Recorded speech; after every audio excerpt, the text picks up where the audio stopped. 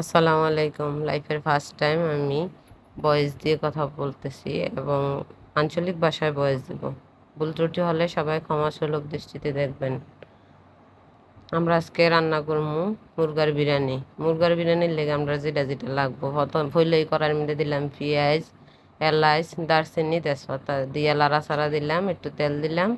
তেল দিয়া যখন একটু বাদামি কালার হইব তখন আমরা দিলাম মোগরা।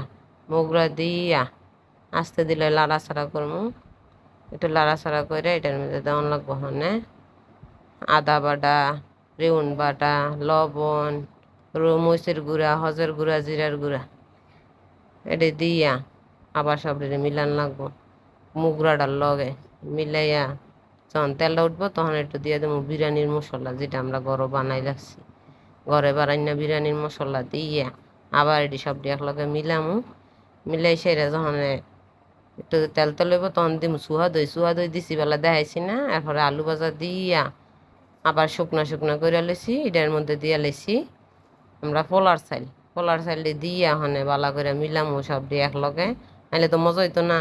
মিলাইয়া সাইরা এরপরে যখন বাজা বাজা হইব সুন্দর লাল লাল, হে বাজা হইলে সেটার মধ্যে দিম আমরা হনে কি ততা পানি দিয়া বালা করে সব লাই রেটার মধ্যে কয়টা কাঁচামরিচ নি দিয়া করে ডাইকা দিম।